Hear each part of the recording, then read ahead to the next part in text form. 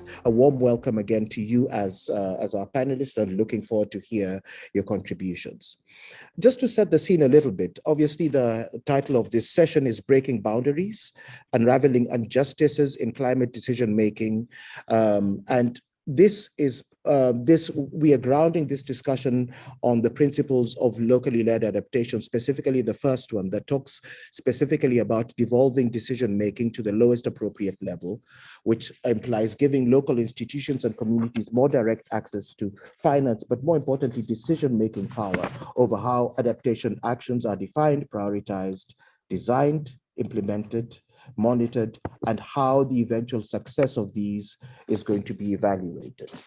So as we talk about this, we are cognizant of the unequal impacts of climate change. We understand quite clearly that certain vulnerable groups and disadvantaged groups, as well as marginalized groups, suffer inordinately from the brunt of climate change. However, there are structural inequalities that mean that those groups that are most affected also do not have a place at the decision-making table.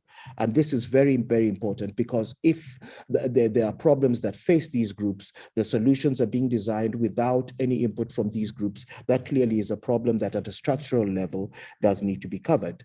So in this session, we want to talk a little bit about how we expose what exactly is the nature of this injustice. We need to expose it, but we also need to explore it, how it manifests itself, and how we can work towards opening a space for the marginalized groups to share their experiences, share their view, and share the solutions that they have, but also be part of a decision-making process that ultimately will benefit them as those who are most impacted.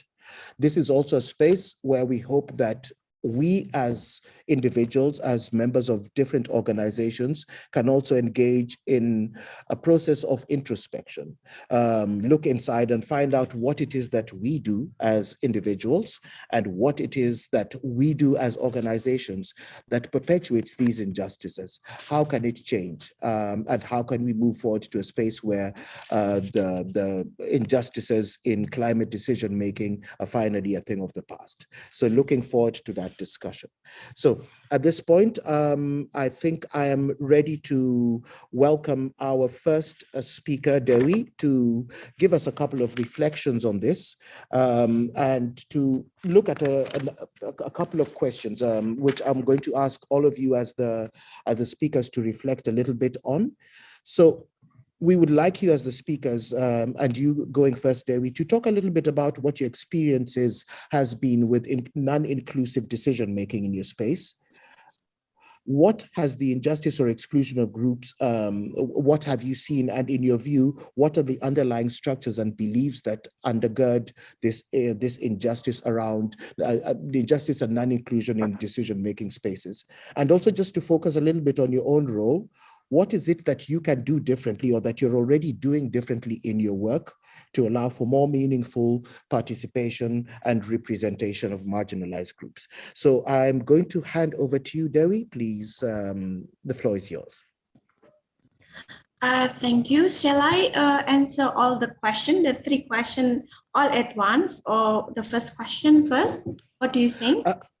I think it's entirely up to you. Look, there will be lots of space within in the panel discussions to delve a little deeper. So either just at a very preliminary level, all three, or if there's one that you'd like to focus on particularly, that's fine as well.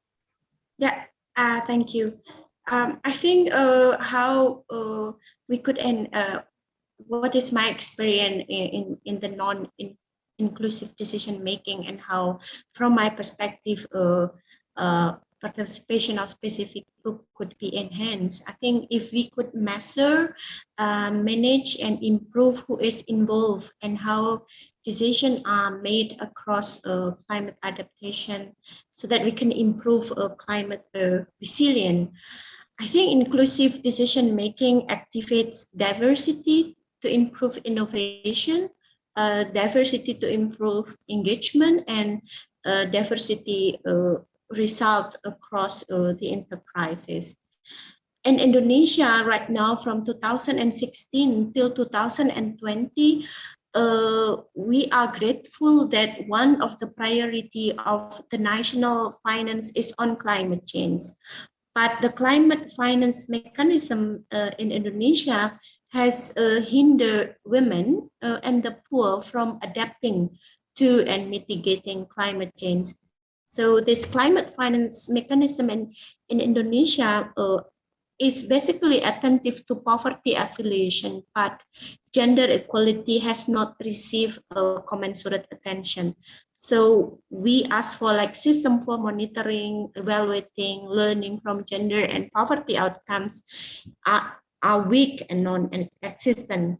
And Indonesian national level policies support gender equality, but people who are implementing them in the climate finance mechanism do not have a common understanding of what it is and why it matters. For example, during the natural disaster in across Indonesia, the victims are being seen as a general, as one general, despite their disability, despite that they are women, despite that they are uh, older, despite that they are toddlers. So victims or casualty are being seen as one in general. So uh, women most of the time and those who are being marginalized, for example, indigenous group, having difficulties in accessing the climate finance requirements such as asset ownership and then business skill and then access to information, membership in cooperative favor than women and those being marginalized. So this is one of the obstacle being faced by women and minority groups, the kind that limit access and benefit that they need most. So in my perspective, many women in forest areas and rural parts depend on forestry in Indonesia and water and climate vulnerable agriculture for their livelihood. But women, especially the poorest, lack key access such as land, credits, information, and technology to prepare for and adapt to the climate change.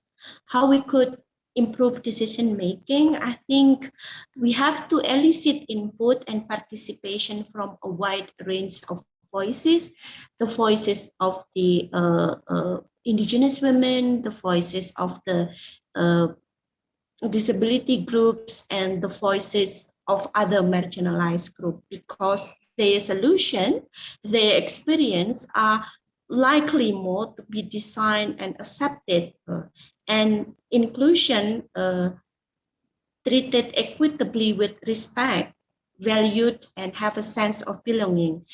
So they have safe to speak up, empowered to grow, and have a better representation that bring better solution. I think that's all. Sorry if I take too much time. Thank you. Thank you very, very much, Dewi. That I think you did cover quite a number of the different points, and hopefully we can bring more of it up in the discussion in between. Without further ado, I'm going to hand over to you, Lily, Executive Director of the Green Agriculture Youth Organization. Some reflections from you around your experiences, the injustice and exclusion that you may have seen, and I would imagine predominantly in the youth space, and your own role and how things could work differently. 5 minutes. Over to you, Lily. Thank you so much, moderator. So for me, on my part, I think despite evidence demonstrating how youths are change makers with the ability to transform the order of day-to-day ways of life through innovation and technology, the youths have not been given the space they need to contribute to development. And for some time now, you find that youth involvement is just a piecemeal and doesn't support grassroots consultation inputs. In some cases, a young leader who represents a certain constituency may be invited for consultations, but may not have the resources and means to get input from grassroots and marginalized groupings. So the technical language around climate change doesn't make certain policy discussions attractive to the youths. Normally, our community engagement shows that youths are feeling the effects of climate change, but sometimes considers this as normal. So without them understanding its climate change. So this calls for extensive reach out to the youths feeling the impact of climate change. And again, co-creating has been one area where most partners working in the fight against climate change have not done too well. So for example, marginalized communities in the community where I work, which include the youth, women, and children, have not been part of the solution development processes, and yet they're expected to run with what has been created for them. So this results to rural youths, women, and children that are usually attending partner meetings, not as co-creators, but as audiences for climate solutions developed in air-conned boardrooms.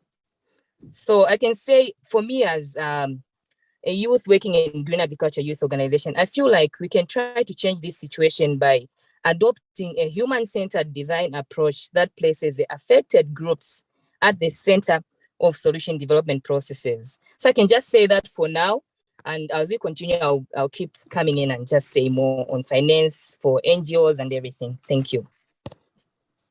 Thank you so much for that, Lily. Very powerful and much appreciated. I do like the idea of a human-centered design approach, but also you did mention the process of co-creation. It's something that you cannot be taken for granted, and bringing the youth and different marginalized groups along as working out the solution together, not simply as audiences for the solutions that have been created.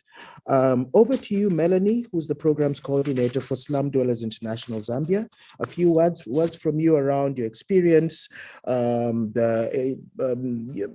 with non-inclusive decision-making, the injustice and exclusion that you may have witnessed, and what in your role you are already doing differently or could do differently to address this issue.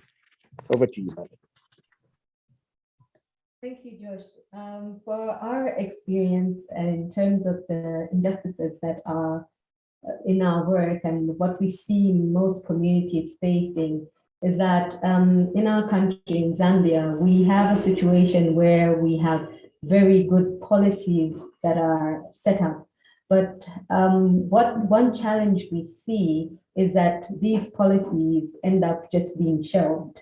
I will give a typical example of where our housing policy of 1996 even won a UN award, and it stated that 15% of our national budget would go to housing and improving the lives of communities. However, we never saw that. At most, I think we got about 3% in the national budget. And when we talk about issues of resilience and building communities that are able to withstand the shocks of climate change, and you look at housing as one of those issues, it's very clear that year after year, we have been trying to champion and make sure that housing is seen as a priority, as a means for communities to be able to withstand the shocks of climate change. Most of the homes that people live in the informal settlements are subjected to strong winds. You find their roofs being blown off, their homes collapsing, and them not being able to access finance through the conventional means, because women and poor people are expected to produce bank statements, they're expected to produce pay slips to be able to access finance. But when you're looking at an ordinary person within the community, they are unable to get this documentation. And then of course they have to also compete with people who have the means to do that. And so they are systematically excluded from these spaces. And also in just making the policies themselves, you find that many a times we have been invited as the supporting NGO to the Zambia Homeless and Poor People's Federation. That's the grassroots movement. And it's almost like every time you have to remind the government to say, what about the grassroots? They need to be involved. They need to sit at the table as well. So we have been pushing that. And now we see them identifying the federation, the grassroots movement, as a key stakeholder. And now they've begun to recognize them and to invite them into these spaces where they can come and be part of the policy. Because if you go down to the communities and you ask a community member, what do you know about the climate policy? What do you know about the housing policy? They probably would not know anything, because these policies are not even translated into their local language or into a simple way that they're able to understand. Equally, issues of climate change, you find that they're put in such a way that it's very difficult for an ordinary member in the community to be able to understand what are these greenhouse gases and emissions. But if you ask them about what they are feeling, the impacts of climate change, they'll be able to tell you they're faced with the flooding, they're seeing the weather patterns are changing, it's becoming hotter. And me living in my house made out of inferior materials, when it gets hot, it gets really hot, and when it gets cold, I really feel the cold. So you have all those issues that come up, and we are trying to change the way people look at the community members as just mere beneficiaries, but as equal participants. And through our work and the work we do as SDI is that community members come together, they meet, they talk about their problems, and they act upon their problems and engage with the government and make sure government hears their voice and sees them as equal partners, as key stakeholders in their own development. I will end there for now. Thank you. Thank you very much, thank you very much, Melanie, and especially, introducing the important element of local and indigenous knowledge, which is so often excluded and undervalued in the policy and decision-making space. Over to you, Brenda, who's with the Zambia Homeless and Poor People's Federation. Some thoughts from you and reflections around these three questions we are looking at. What is the level of injustice? What can be done? Over to you. Hi, everyone. My name is Brenda Tembo. I am a member of Zambia Homeless and Poor People's Federation. We work in partnership with People's Process on Housing and Poverty in Zambia. And the Alliance is affiliated to Slum Dwellers International. As I said earlier, my name is Brenda. I live in a slum. For me, as a slum dweller, I feel we've been mostly excluded in decision making. I think I'll put it in an example way. For example, when land is being allocated to people, and it's something that we know that government should give land to ordinary community members, but whenever there is land available, this land has never been availed to us as ordinary people. We don't even know where to start from. And from the National Housing the policy, it says that land should be allocated to women, even ordinary women like us. But when it comes to real implementation of this allocation, ordinary women like me are usually left out. So with this, I feel we are not included. Even again, in the National Housing Policy, there is this issue of building houses for people in different communities. But what happens here in our country is that when the government builds houses, it's only for our colleagues in uniform, like the army, the soldiers, and the police. In low-cost housing for people like me, there is nothing. That way, I feel we are not included. So for us, with what we like, okay, one of the rituals of the federation is to save. So we save towards buying our own land to build houses. And usually we cannot afford that beautiful land that is being available. So wherever we found land, we buy that. And it's something that we have done. We bought land, but this land is in a flood-prone area. So after we saw that there's nothing much for the ordinary people, we did organize a march to the Ministry of Housing and Infrastructure so that we could hear what what they have offered for ordinary women and other vulnerable people in communities. So when we marched to the Ministry of Housing, to the Ministry of Infrastructure and Housing, we presented our petition to the minister. And through that, recently we saw the permanent secretary coming to see what we are doing at our housing site. And he promised that they will help with the putting up a drainage there. So slowly, we feel will be included in decision making. I think I'll end there. Thank you.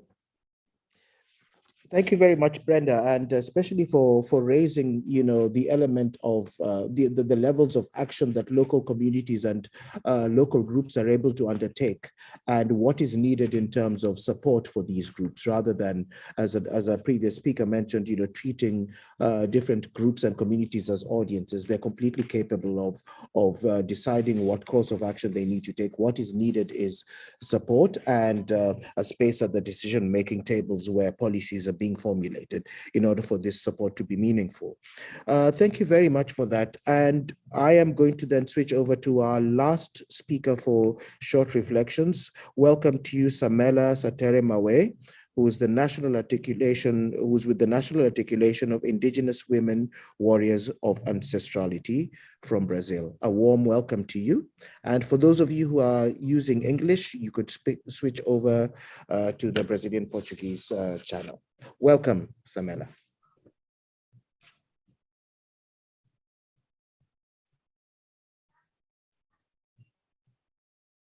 Welcome, Samela. Bom dia, gente.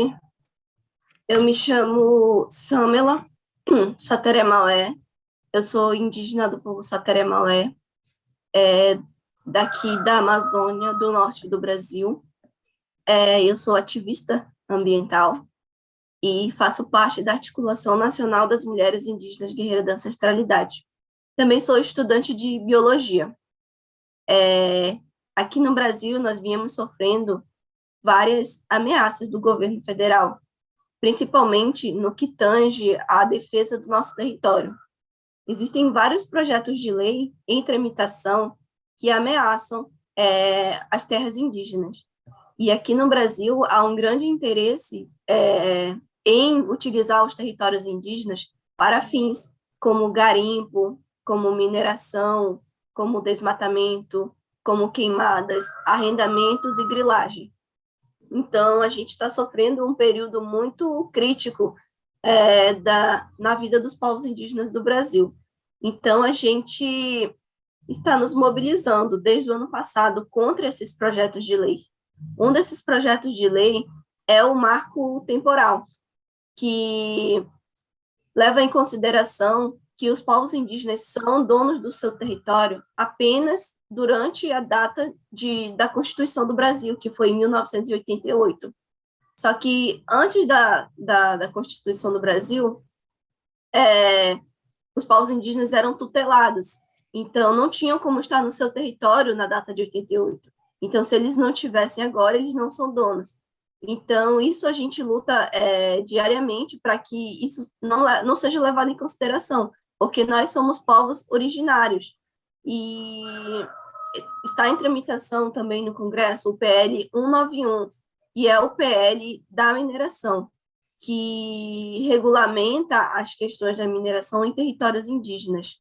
Há especificamente 2 ou 3 povos indígenas que são diretamente afetados pela mineração, porque quando há mineração nos territórios, há despejo de mercúrio nos rios. Então, o mercúrio é um agente tóxico que age diretamente no sistema nervoso central, e que houve uma pesquisa em que os povos Munduruku, que ficam no rio Tapajós, também na Amazônia, e o povo Yanomami, estão completamente contaminados por mercúrio. Então, as mães elas já têm medo de ter seus filhos, porque têm medo de eles nascerem doentes.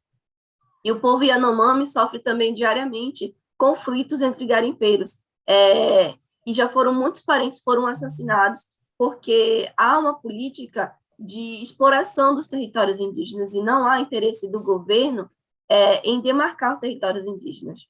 Então, nós fomos para a COP26 com uma delegação de cerca de 40 indígenas do Brasil, inclusive da Amazônia, denunciar todas essas atrocidades que acontecem no nosso território. Porque nós acreditamos que nós, povos indígenas, somos os principais defensores do meio ambiente. Porque desde a invasão do Brasil, nós estamos na luta pela demarcação do território. Porque nós sabemos que os territórios demarcados são as terras que mais se tem biodiversidade, que mais se tem preservação. Então, a gente está vivendo um retrocesso no Brasil, mas também estamos lutando para que os nossos direitos eles sejam garantidos, direitos constitucionais, porque na Constituição diz que nós somos povos originários e temos direito originário à terra onde nós habitamos. Então, nós sofremos vários impactos ambientais e socioambientais. Enquanto indígenas, nós somos os principais afetados também pelas mudanças climáticas, pela mudança do tempo, porque nós não estamos nos espaços de tomada de decisão, nós estamos no espaço de construção, mas isso precisa ser construído com a gente. Nada é feito por nós sem nós. Nós queremos estar dentro dos espaços, queremos estar com os grandes líderes de tomada de decisão para que as nossas questões elas sejam ouvidas enquanto pessoas que sofrem diariamente os impactos das mudanças climáticas. Se a gente sofre os efeitos das consequências das decisões das pessoas, por que a gente não pode também participar das decisões, se nós somos os principais afetados? Isso é justiça climática. Então, a gente precisa também estar. Então, o recado que eu queria deixar para as mulheres, para os jovens, para a juventude, para os povos indígenas, é que nós lutamos pelos nossos direitos e que nós não deixamos essas políticas, essas atrocidades e essas irreverências nos abalarem, porque nós somos fortes, nós somos resistentes, nós precisamos estar nesses espaços. Obrigada.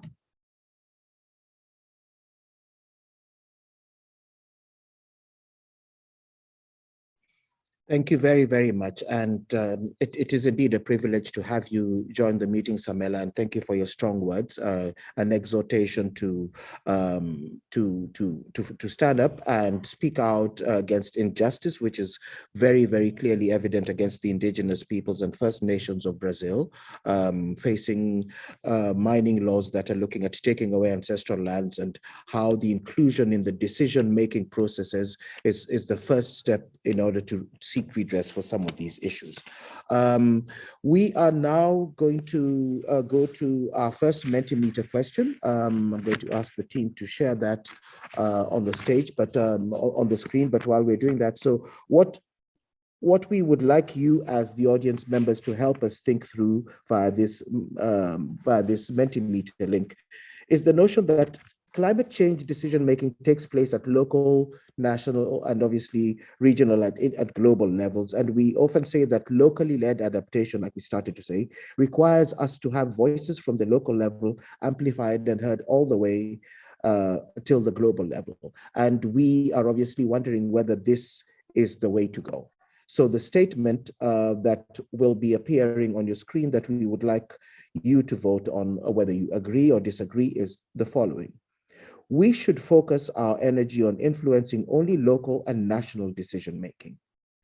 We have greater chance of impact there, and attempts to influence decision-making at global level will fail because local stories and experiences will always be diluted by more influential and international non-governmental organizations or other actors at that stage. So that is the statement that, that we are going to be voting on. You're going to be asked to vote whether you agree or disagree with this statement. So please go ahead. I hope everybody has no problems accessing the link, and we shall start seeing the results come through. Please, if you do have any issues accessing the link, pop it in the chat, and we'll see if we can assist you. All right. Oh, so right now we are, well, a sum total of 2 people. So yeah, so I'm watching the numbers and seeing quite a lot of people disagreeing with this statement.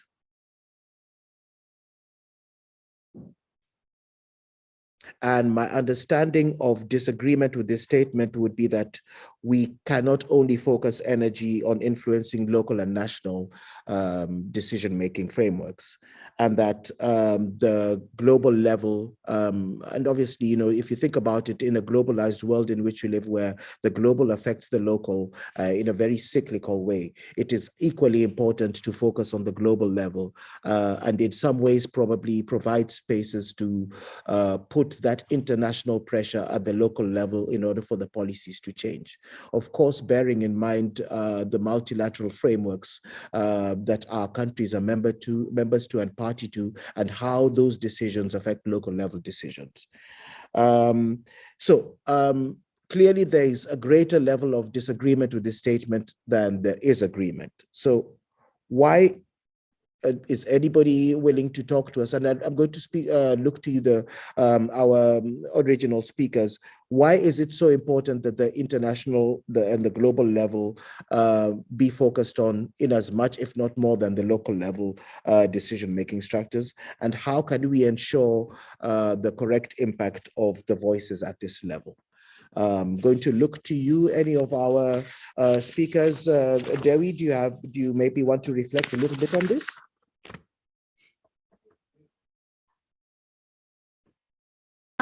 Thank you. I think inclusive decision making have to consider several things. The first one is to ensure full participation of all parties. I think it is not only about voicing, but also in terms of documenting, their experience dealing with the climate change. So in the past 10 years, we worked together like a female researcher in Indonesia to link between the climate change, the ecology, and women and feminism. So we make, as you see in the my screen, we initiate a series of ecofeminism in the last 10 years to mainstream climate change as in the university as well as gender. So by ensuring full participation of all the researchers in documenting many experiences, this book could provide like inclusive decision-making principle at the first hand. And then the second is creating mutual understanding by networking and interconnecting all the researcher and all the publication. So they can now and informing each other between different and diverse and intersectional discipline.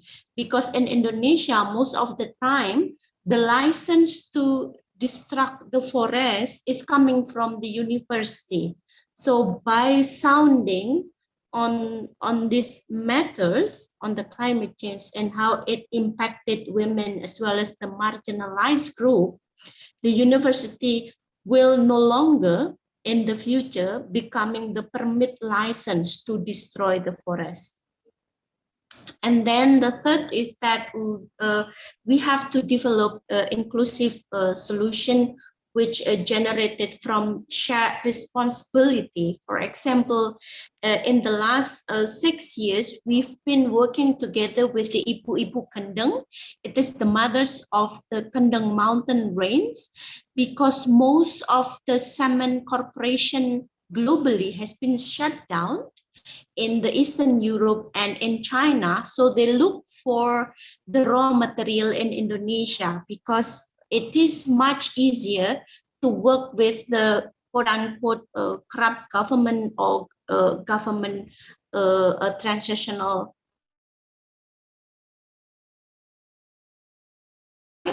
Many forests in Indonesia is being exploited to give the supply of the salmon corporation. And it is becoming the only ways for the women who are living across the mountain range to speak against, to fight against the corporation. So for us, as a modern people, like having ecological protest is just quote unquote a social protest. But for these women, this is like a spiritual path for them, these indigenous women. So I within our research, we documented that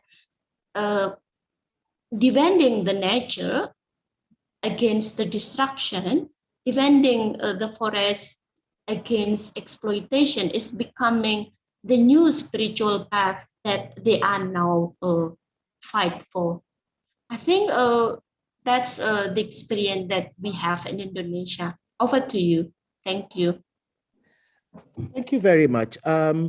Samara, I will come to you with this question. Looking at the situation that the indigenous populations are facing in Brazil, with the threat that is faced, that the ancestral lands are facing against the mining companies, especially even at the legal level, you know, the laws, there's a threat from the law, from a law perspective. If this fight was taken to a global level, what level of influence do you feel would come from the global level to impact local level? And do you think it would help? Do you think it would add solidarity? Do you think it would add support to local indigenous groups if the international community was in solidarity with you? Eu acredito que sim, pois a gente viu um retrato disso na COP26 e a ajuda que a gente recebe, nós povos indígenas do Brasil, e o apoio que nós recebemos de outros países. Eles estão mais solidarizados com a questão do nosso ambiente, da nossa floresta, da Amazônia, dos nossos rios, do que os próprios brasileiros. Então, eles entendem a importância de preservar, porque no país deles, acho que isso ainda é escasso, né? Está acabando. Aqui a gente ainda tem uma biodiversidade bem grande, então as pessoas aqui não pensam em manter, pensam em destruir também. Então, a gente acha que com a ajuda de outras pessoas, de outros países que também pensam em preservar, a gente consiga manter nosso bioma, nossa biodiversidade e, consequentemente, a nossa vida. Porque muitas das vezes a gente paga a defesa do nosso território com a vida mesmo.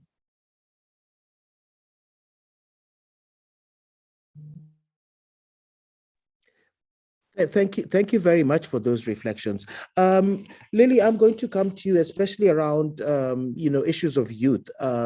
What is the value of building solidarity at a global level with other global youth movements, and how does that support or enhance the ability to push for greater inclusion in decision making at a local level? Are there, for example, successes at the global level or in different countries in different spaces that are evident enough to put pressure to create some kind of change at a local level, in terms of focusing on elevating these voices to a global level? How important has that been in the youth space, for example?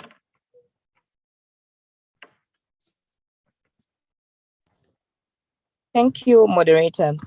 So I think the space for climate change and climate action has really been taken over by gatekeepers. So I feel like this space does not really include youths, women, and the marginalized communities to take it over, because they are the ones that are facing these challenges every day. So for example, I can give you what happens in my area in Zambia, in Chongwe. We have young people's organizations that have come up with interventions to save trees and cut on deforestation and begin to have new ways of cooking for clean energy. So what happens is that these young people have these interventions and innovations, but then they don't have the support at a local level to elevate them to the national or rather global level, so that they should be heard through these same interventions. For example, I can tell you that for us as youths in Green Agriculture Youth Organization, we are able to be on this platform today because of Hivos Zambia. for they allowed us to at least access some funding through a consortium that we partnered with, which is called Civil Society Scaling Up Nutrition. And, you know, we were considered to be given some sort of funding, which is helping us support these local interventions. For example, the rocket stoves and the organic chemical use from cassava leaves. You know, all these interventions that these young people are coming up with, they can only be had if they are included right at the space where they are in their communities. So I would advise that it would be best that when we are beginning all these processes, we pick them from a grassroots level where they are, as we move in stages to the national, and then we go to a global level. So let's hear them from a stage where they are as at now. I think that's what I can say. Thanks. Over to you. No, thank you for those reflections, Lily. So, I mean, basically, you're saying we cannot look at this as a zero-sum game where focus at local level means exclusion of the global level, but exploring ways in which the global, the national, and the local are all linked and how there can be synergies drawn from those. And I think it's probably the right moment to come to you, Melanie, given that Slum Dwellers International is one of those that, as well as having strong local presence in different countries, has also got a very strong global presence. So how do you, as Slum Dwellers International, not just as Zambia, but as the global entity that is Slum Dwellers International, how do you negotiate the local versus the national and the global space? How does that coordination happen? And what are the results that you see coming out of that? Thank you, Josh. For Slum Dwellers International, we are a global network, and we have federations, that's grassroots communities, and our support NGOs across Africa, Asia, and South America. And so through our network, we are able to have a critical mass and have one voice. And we often participate in global events such as the World Urban Forum, and other events have been like COP26, where some of our members have participated, and in different global events. And we also seek to have a table at the big meetings and make an impact by speaking in those events, and also having a space at the table, like being given leadership positions so that we can influence at a higher level. Our research work also helps because in all our various countries, we collect data about our communities, and the communities themselves collect the data. And for a long time, people have thought about communities collecting data, and they start to think, is it valid data? And it has proved that the information that federations collect has a lot of richness in it, and a lot of learning can be taken out of that. Our exchange visits also bring about a lot of learning and sharing between the countries and within, if we look at it from a local perspective, where we've been able to influence governments from one country to another. Some governments have not been able to understand that poor people can actually make a plan and come up with a GIS map. And yet within the federations, they have been able to do that and form partnerships with local authorities where they can plan for a settlement, plan for the city, and influence at that level. Thank you. Thank you very much. And then I'm going to lastly come to you very quickly, Brenda, just to reflect a little bit on what your experience has been as a very, very locally focused organization, dealing with grassroots, working with grassroots populations. Has there been in your work any influence that you have seen of global level intervention or global level solidarity having a positive impact, if any, on the work that you do at the local level?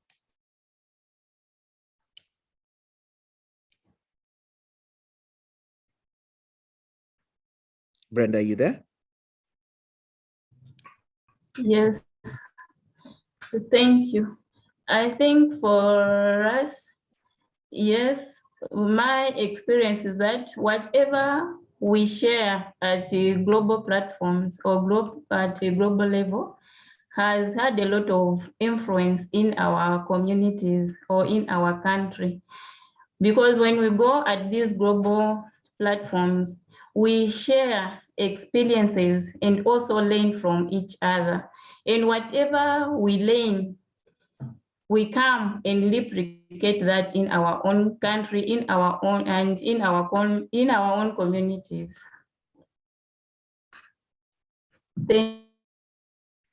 Thank you very much for that, Brenda.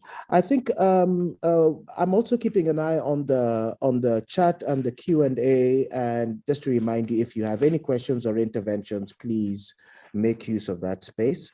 But also just looking at time, I would like us to maybe take some time and move to the second statement that we want to look up. I'm going to ask for that to be put up.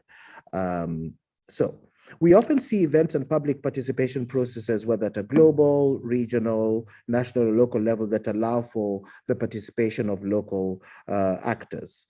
Now, participation of local actors is only a tick box exercise, and even if local voices are heard, they are not listened to because of structural inequalities that continue to exist.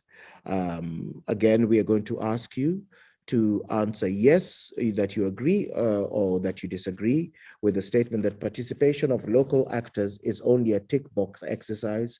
And even when local voices are heard, they are not listened to because there are still persisting structural inequalities. And we will let you vote.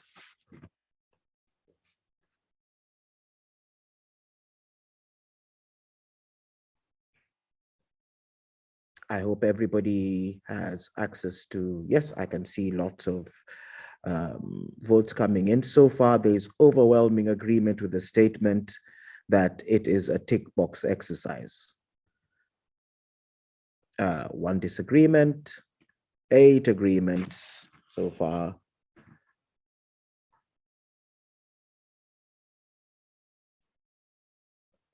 But while this is coming in, I think at this stage, we can quite safely say that most people agree with this statement. So a couple of follow-up questions to this for our panelists, and I will come to you individually, but also just give you the floor to speak. Why do you think, why in your view are the local voices not really being listened to? And what is the cause of this structural inequality that means that even when they're listened to, they're not heard? And what, in your view, in cases where you may have experienced it, has real meaningful participation looked like? What has been the difference in those instances where you may have seen real participation and the general sense where in most cases local participation is merely a tick box exercise? And how do we, in our work in our different stations, start to create spaces that allow for this meaningful participation? We noted that it's a structural issue. What needs to be done to restructure spaces in order for meaningful participation to take place? And what can you do differently in your particular space to ensure that when local voices are invited to participate in decision-making, that they are not just there to tick a box so that somebody can write a report and say that local voices were heard, local voices were consulted? I'll start with you again, Dewi. Any thoughts on this from your particular space?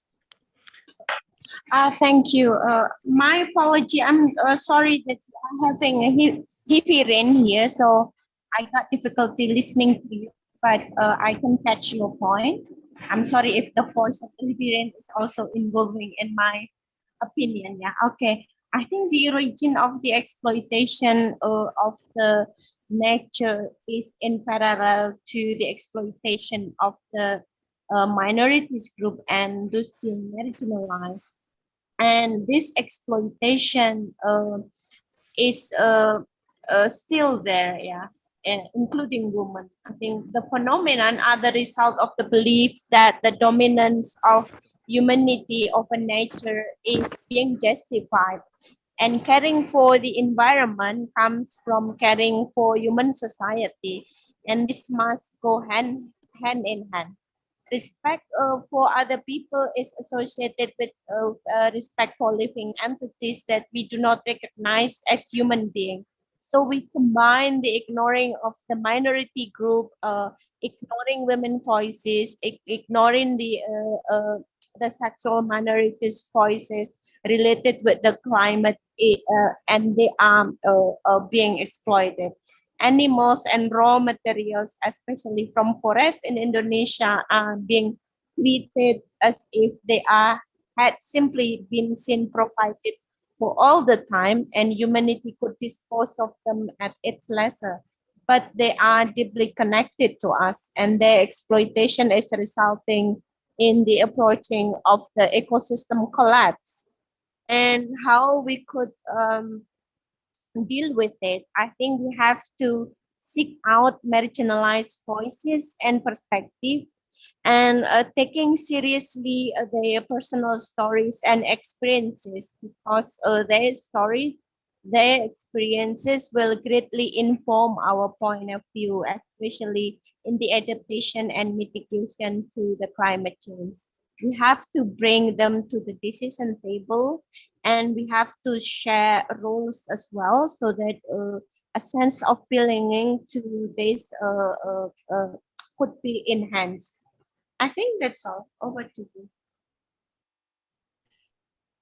Thank you very much, Dewi. And just to pause there on a technical note, we understand that sometimes with Zoom we have gremlins. Just to let everybody know that sometimes if you find that your translation is not running in the correct channel, if you're looking for Portuguese and you cannot hear it on the Portuguese channel, please try the English channel as well, and vice versa, because the translation is running. Sometimes the channels do switch. We apologize, but we're going to make sure that at any given point you can hear the language that you need to be listening to.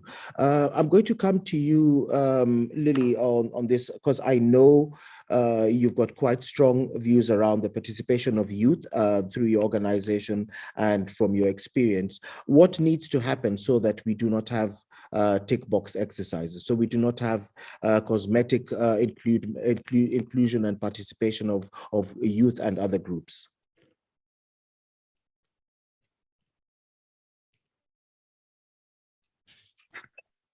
Thank you, moderator. So for me, I still feel that we youths, women, and marginalized communities are just called to the table to be used and actually to tick a box. For example, if you are called to be consulted on climate finance and you tell them that this is a problem that we are facing and this is a solution that we need from you people as decision makers, they will tell you, yes, we've listened to your views, please go back and we'll get back to you. And what happens next? You never get a call from them. And as a result of this, I've seen many young people's organizations collapse because they are not heard. They are just being listened. There's no action taken upon. For example, when they hear that you need small money to just, elevate an innovation, they'll not give you money. But they heard you, they listened to you when you sat on that table, but they'll not give you the money. They'll not support you so that you have these interventions be settled. So what I'm trying to say is that I feel like we should have a strong building on the capacity of youths as today, because they are the future leaders and they would be a key to driving climate action. So let's allow youth participation in climate action so that we can improve and give them initiatives that they can grow up with, as well as structured education, financial, as well as monitoring and evaluation aid, so that at least, as we are coming to the table, we are airing our views. When we go back, we should go to sleep and know that tomorrow a decision maker that we dialogue with has listened to us and has come back to us, and they've given us this solution. That's the only way we're going to grow and we're going to fight this climate change issue. And this is the only way that solutions are going to continue to be built in communities. Because if we're talking about local-led solutions, it means we're including all youths, women, and marginalized communities on the table for them to decide what they want. So I feel like there's nothing that should be made for me without me being there at the table. Over to you, Chair. Thanks. Thank you very much for those reflections, Lily. Melanie, I'm going to come to you again because I think SDI, Slum Dwellers International, given the work that you have done and what you've been able to achieve, you indeed are probably sitting with a lot of best practices at this regard, in this regard, your ability to take local level voices and elevate those into meaningful participation at the global level. What needs to happen? What needs to happen for these spaces to be created? How do we create these spaces that allow for meaningful participation from your experience? How do we get local leadership and knowledge to be elevated and to flourish? Sorry, Josh. Could you yes. repeat the question? You are breaking at the moment. Okay. Apologies for that. Can you hear me better now? Are you able to hear me?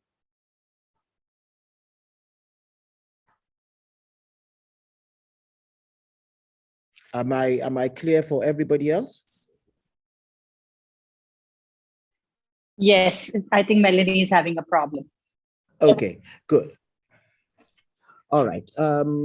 Melanie, we will come back to you. In the meantime, let me go over to you, Samela. Samela, in your... No, I can't hear you. You were breaking. Am I breaking up for everybody? No, Melanie, I think your line has a problem. Okay.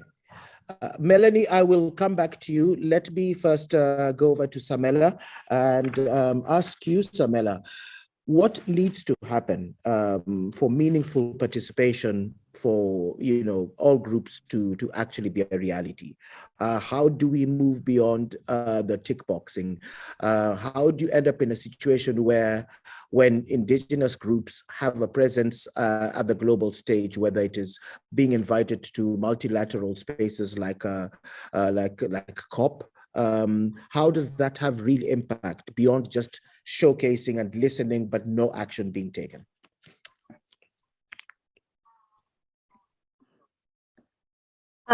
Resultado dessa questão foi na COP26, onde nós tivemos a delegação oficial do Brasil, que eram os governantes, ministros, o ministro do Meio Ambiente, o ministro de Minas e Energia, todos os ministros estavam na COP26 para tomar as decisões por todos os brasileiros, inclusive os povos indígenas. Só que eles estavam falando grandes mentiras, falando que se comprometiam com a preservação, se comprometiam com o Brasil, mas quando os verdadeiros originários do Brasil estavam lá, que eram os indígenas, eles viraram as costas para a gente. Então, a gente estava lá tentando construir, tentando ser ouvidos enquanto povos originários, mas eles não estavam ligando para o que a gente tinha para falar. E fecharam acordos muito milionários, com muito dinheiro, em cima dos povos indígenas, usando o nome dos povos indígenas, mas nada é construído com os povos indígenas. Então, eles querem trabalhar com povos indígenas, mas não querem trabalhar com a gente, com os povos indígenas. A gente também consegue, tem um modelo de organização muito bom. Um exemplo disso é a articulação dos povos indígenas do Brasil, onde nós conseguimos gerir os nossos territórios, e especificamente contra o governo mesmo, e com essa criminalização de lideranças e tudo mais. Então, uma base muito importante é o investimento na juventude. A gente viu o protagonismo da juventude brasileira e a juventude indígena nesses espaços. A gente tem uma ferramenta muito boa hoje em dia, que é a internet, que possibilita a gente conversar agora nessa reunião. Eu estou aqui em Manaus, no Amazonas, na Amazônia, no Brasil. Aqui são 8 horas da manhã. E vocês estão em outros cantos do mundo, e eu não sei que horas é aí, mas a gente consegue conversar. E isso é muito bom. Então, é a internet que possibilita isso. Então, nós, jovens, utilizamos a internet como uma ferramenta de luta e resistência. A gente pode falar para as pessoas independente das grandes mídias de comunicação que vetam a nossa palavra, a gente fala para as outras pessoas o que realmente está acontecendo. A gente denuncia o que está acontecendo. Porque se a gente for defender dos governantes, que são os donos que compram as grandes mídias, nós nunca vamos aparecer. Nós nunca vamos ter a possibilidade de falar para as pessoas o que nós vivemos no nosso dia a dia. Então, é preciso, sim, que nós estejamos nos espaços de tomada de decisão, mas também nós precisamos de possibilidades, de formação, de educação, para que a nossa juventude indígena e os próprios indígenas que também já estão inseridos na questão da internet consigam estar nesses espaços. Esse espaço aqui que eu estou é um espaço que poucos conseguem ter. É um espaço que poucos conseguem ter um espaço de fala, assim. Eu estou falando aqui com vocês da Amazônia. Eu tenho uma internet, tenho um computador e tudo mais, mas vários outros parentes não têm isso. Então, isso possibilita que a gente alcance mais espaços. Então, acho muito importante que a juventude ele esteja cada dia mais inserida, os povos indígenas cada dia mais inseridos, e que nossas vozes sejam ouvidas quando as pessoas forem tomar de decisão. Que a gente não seja só moeda de troca para grandes acordos financeiros com outros países e falando que vão trabalhar com povos indígenas. Nós não queremos isso, nós queremos ser protagonistas, estar nesses espaços e nós gerir os nossos recursos. Obrigada.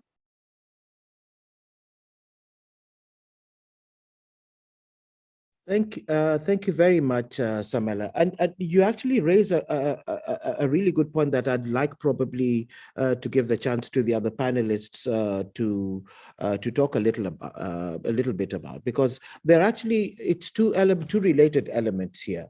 One being the voices that are missing. The second being the influence that those voices can have on policies and decision-making and being part of the decision-making process.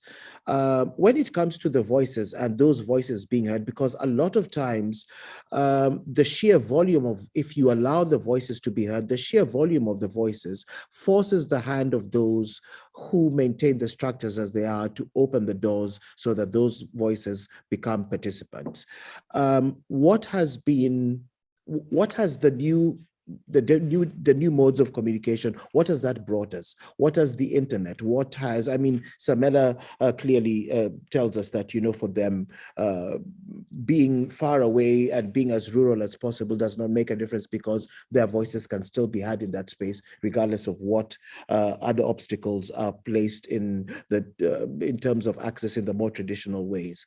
What has your experience been as organizations in your ability to find alternative spaces, use the internet to increase the volume of those voices and access those spaces where traditionally the voices would not be heard? Maybe come to you, Melanie. Melanie, are you able to hear and respond? If not, then I can go to Lily and then come back to you. Okay, yes, I can hear you now. In terms of our work and SDI, we have a platform that we call the Know Your City TV, and this is driven by the young people, the youths, and they have been able to put out the stories about what is going on in the informal settlements, share their stories about challenges they're facing with flooding, challenges they're facing with houses collapsing, and different things that are affecting communities in terms of the garbage that is piling up and not being collected. And even though we have all these platforms where communities are invited to go and speak and share their challenges, and they're not being heard, and this is not being addressed. And this platform has been able to share the stories and tell the leaders, the office bearers, the powers that be of the stories. And this is from around the world. So different countries are sharing on the Know Your City TV platform, and they're able to share our stories. So we have to create our own spaces where we are able to put out what we are fighting and to tell them this is the kind of support we need, and this is the kind of partnership we'd like to build. We're also able to share the different type of work that we're doing, the precedents that we are setting, and where we have managed to partner with local authorities, with government, that those platforms tell our stories and others are able to hear and say, okay, we want to participate and be a part of this network, and the federation is then seen and the community is seen as a key stakeholder in the decision-making process and in influencing change in the way things are done. We also use academia and changing the way the academics work and influencing from that level, where now they're able to understand that even community data, community information, community stories matter, and push that agenda and change the narrative of, you know, communities should be just seen as beneficiaries and not heard. And they just need to be consulted. 1 or 2 meetings and they say, oh, the community was consulted. The communities don't want to be consulted. They want to be involved and they want to participate at every level. Thank you. Sorry about that. Thank you so much. And while your internet and your line is nice and clear, maybe a word from you, Brenda, as well.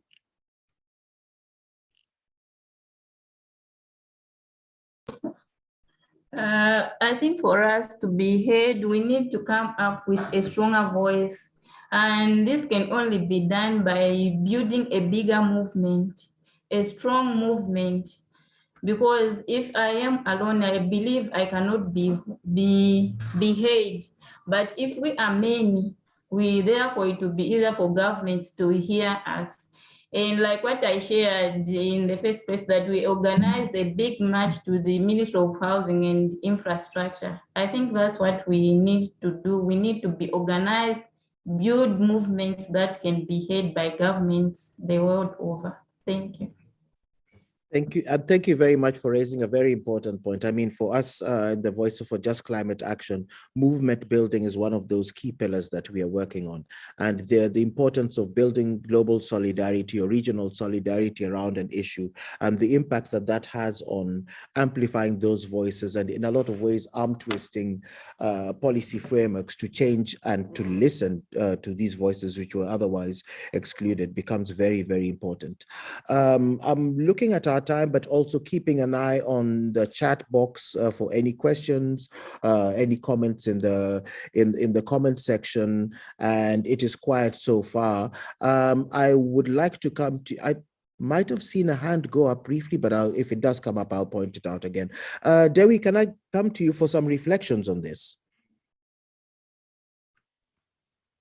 Thank you. I think we have to think again and reflect how we could enhance diverse as well as intersectional voices could be included in the table. And I think we have also to reflect again the type of the voices. So it is not only just a narrative and verbal voices, because voices are diverse as well. It could be a visual voices. It could be voices coming from the experiences, voices from the spiritual call. So diverse and intersectional voices should be taken into account as part of important, vital, and serious experience that could be playing a significant part in the adaptation and mitigation of the climate change. Over to you. Thank you. Thank you very much, Dewi. And again, I'm going to invite any of the participants, any of the organizations that have been part of this. Yes, Celine, your hand is up. Please go ahead. Josh, first of all, you have been a fantastic moderator. And with the questions you're asking, I know you have experienced inequity and you know what it means. And having worked in the front line for many years, this is exactly what has been my preoccupation. And I really think that, like you started off the session saying, that we first need to have the reflection. What do we do in our organizations? Or what do we individuals that come in the way of, not allowing community leaders to grow or coming in the way of participation? And I think for me, that's $1 million question, because it's easy to point fingers at, the funders or the government or, it's more difficult to actually catch what's happening very close to you at home. And it's people like you and me and, the people who interfere in the lives of poor people, sometimes who are the biggest culprit and who are actually suffocating poor people, if I can use that word, and don't allow them to grow, because we are so busy trying to make ourselves grow and shine that we forget that the actual role of the change agent, or the actual role of people who intervene in the lives of poor communities. And I have seen the global advocacy thing actually work to the detriment of poor communities. I've been part of a large organization and a founder member of Slum Dwellers International. And one sees that the line is very thin between global advocacy and local accountability. And you actually create monsters out of local leaders who are become so good at talking globally and without any accountability locally. And it's not their fault. It's how we design and how we open up the space for this kind of participation to happen. And so I think this being cognizant of these kind of delicate issues is something we need to have the courage to talk about. Thank you very much for very, very useful reflection, Celine. In fact, and I see your hand, Lily, I'll come to you in just a moment. This is one of the things that for us at Voices for Just Climate Action, we, right from the inception phase, was one of the things that we were very, very careful around what you, Celine, called that delicate balance. There is the global side of advocacy, and there is the on-the-ground action within the regions and the different countries. How do you balance that, and how do you make sure that you are not doing injustice to local level concerns? How do you keep the door open for meaningful participation and consultation, and not just basically creating pipelines that allow you to take local issues to the global stage? Sometimes there will be moments where local action is what is required. There are moments where that local action depends on global action, but knowing the difference between the two and knowing how to act appropriately in different spaces in order not to end up stifling voices that you should actually be amplifying becomes very, very important. Lily, your hand was up. Please go ahead. Thank you, Josh. So for us, what we are doing in Chongwe, through the support from Hivos, we're given a media platform that we use to air out our voices. It's called Kalemba. So what we came up with was youth platforms and children's parliament, as well as the youth parliament. And this one is held twice a year. So what happens is the children and youths, we pick 10 champions that go back in their communities and pick all these effects of climate change that they are facing. And then when we have that youth parliament day, where the minister of that green economy, as well as the member of parliament of Chongwe area, comes to meet them in that day, they come to dialogue and they air out what they are facing. And then she tells them what the government is planning to do. And then they follow up on the next meeting that happens at the end of the year. So it happens with the same with the youth platform that we have. They also do the same. They go back, collect the data on what effects of climate change they are facing, and come back and report back to their member of parliament on that youth parliament day. So we have a number of platforms that we've formed so that we can have women, youth, and children to come together and discuss these issues and take them to the decision makers of their area. And then from then, the leaders of the areas, they'll go to government when they have their parliament days, when they meet, they'll be able to air those views.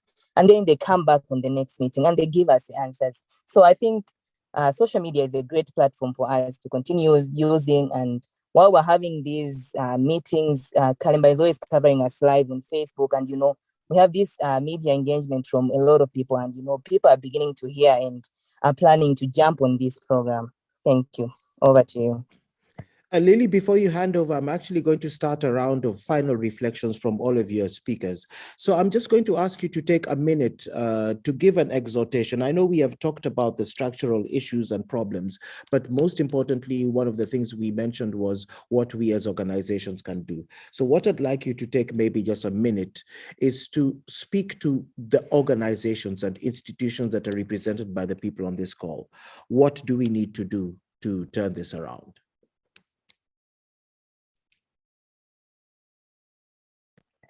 Thank you, Josh. So in my conclusion, I can say that to the organizations listening today, please don't just listen and go and forget about us. Please come back to us. So I'd like us to be strong a little bit more on building the capacity of youth, as well as allowing them to participate where climate change is involved. And then please support their initiatives, give them education, give them financial support, as well as an M&A tool that they can be using to track their information and everything. So I just want to ask everybody listening today, please let's support the youths and the marginalized communities with finances, such in case they're supposed to travel to Uganda where there is no Facebook, they should be able to just access resources and travel and sit on the table and discuss and air out these views. So I think, yeah, this is where I end. Thank you, Josh. Thank you very much. I was going to come to Samela, but for some reason I don't see her. Is she still on the call? I think she has dropped off, which is unfortunate. I was going to, but we are very grateful for having had her so far. Dewi, over to you. What is your message to organizations? What do we need to do? What do we need to do better now? I think we have to focus on the marginalized group because most of the time international donors and the national organization ask for a legal document as well as a period of experience. But in terms of the indigenous community who organize themselves, who has no legal whatsoever paper, then it is difficult for them to access your program, to access the project, to access even the information. So I do hope that in the future or even now, there is like a reformation of the bureaucracy from the international donor as well as its consortium at the national level to take into account the indigenous community, especially women and the youth, so that their voices could have a space within this very important project. Thank you. Over to you. Thank you so much, Dewi. And I was panicking that my Q&A box was going to remain completely empty for the entirety of the 90 minutes, but thankfully, Anna has saved us from that. So Anna's question is, what role can the international community play to support bringing marginalized voices to the fore in the national and international spaces? Tandy, I'm going to hand over to you to answer this. Tandy, where are you there? I think if you're speaking, Tandiwe, you're still muted. Sorry, there Josh, repeat the question, please. Yeah, so the question that Anna Carthy has asked is, what role can international institutions play to support bringing marginalized voices to the fore in national and international fora? So any reflections from you from the VCA perspective? Yeah, thank you very much, Josh, for that question. In actual fact, I think our panelists have actually even responded to that question in terms of the demands that they have already put across to the global community. Because for us as a body or an alliance that is comprised of all these international organizations, our first and foremost priority is to make sure that we answer the call of the needs of these local communities. It should not just be about, physical participation. It should also be about the actions on the ground, because I think the actions that speak to addressing the much needed challenges that are on the ground in as far as climate change are concerned are what is really, really important. I really like what Lily also said with regards to making sure that at least we match what we commit in terms of statements with the resources that can go along with ensuring that all these disadvantaged communities are not just given a platform to go and speak, but are also able to act on the ground to be responsive in terms of the challenges that they face on a day-to-day basis. Of course, as international community, international organizations, our role is actually questioned in terms of, do we have the legitimacy to be actually representing local communities? This is why we really want to make sure that the people that are actually experiencing the effects of the climate change, we do everything possible to make sure that we facilitate their engagement. Thanks a lot, Josh. Over to you. Thank you very much for that, Tandy. And I'm just noting that our time is almost up. And I see you asked a follow-up question to that, focusing specifically on international research organizations and international intermediaries. And I cannot give a full answer to that, but I can just tell you a little bit in terms of our reflections within the Voices for Just Climate Action, especially when discussing indigenous and local knowledge, and understanding that what exists as a framework around international research is founded on certain key values that sometimes has been responsible in keeping out local and indigenous knowledge in the first place. So what we need to do is relook at the lenses that we use to understand local voice, to hear local voices, to see local people, and understand if those are the same lenses with which they see themselves. So how accepting are we